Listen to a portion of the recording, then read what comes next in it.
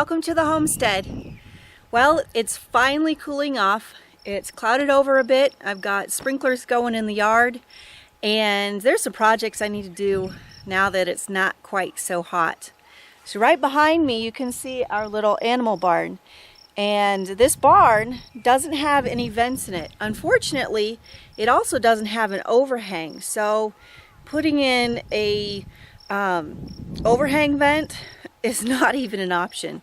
So what we need to do is actually, see right here, we're going to put a gable vent in each end, and hopefully that will get us some ventilation not only in the heat of the summer, but even more importantly in the winter, to allow moisture to escape the barn.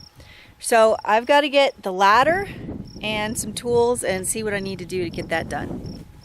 Well, it's been a couple of days since I first put the first vent in, but I wanted to show you what it looks like. I also added a couple more at the other end of the barn, and we've also done a couple of other things since then.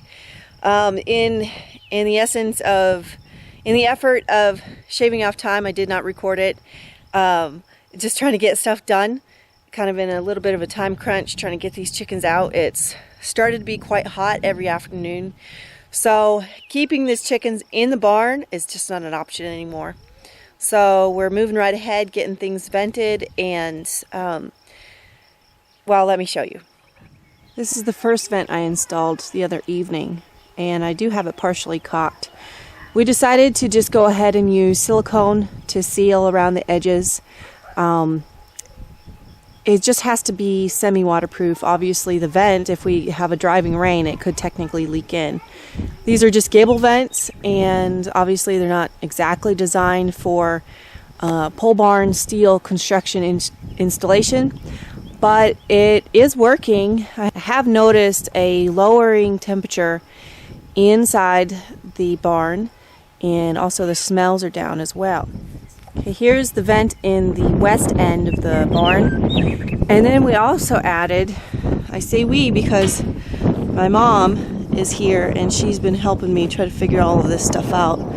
My poor husband's had to work just about every day for the last month with his job, so it's not been very much fun for him.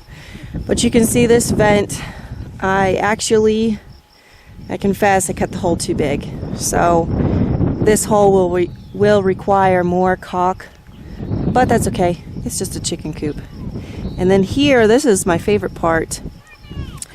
This part of the barn had a big strip of red tin on it, and we decided that these chickens need a natural source of light, even when they're in the coop.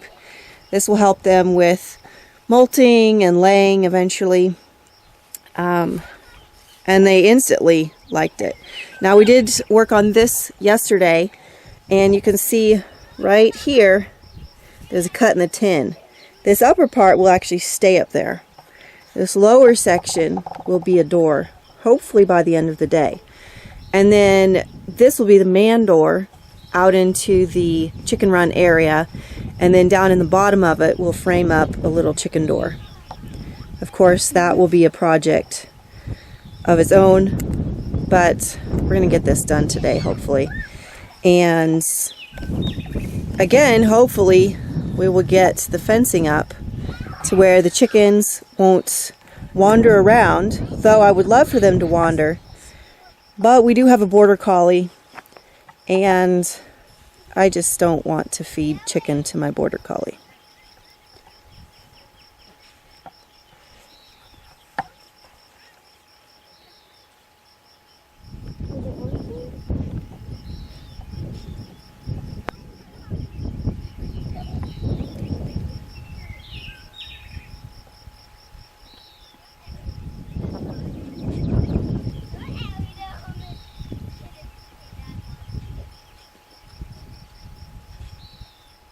So since we turned off the brooder lights, the chicks didn't have a source of lighting in here, so I actually had to set this bank of lights on a timer so that they would have kind of a normal cycle of lighting. But you can see how big these hens are actually getting. let's see, they hatched out May 6th, and it's the second week of July.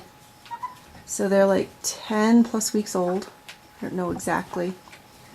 But they are ready to get out. It was really funny yesterday when we put this poly sheeting up.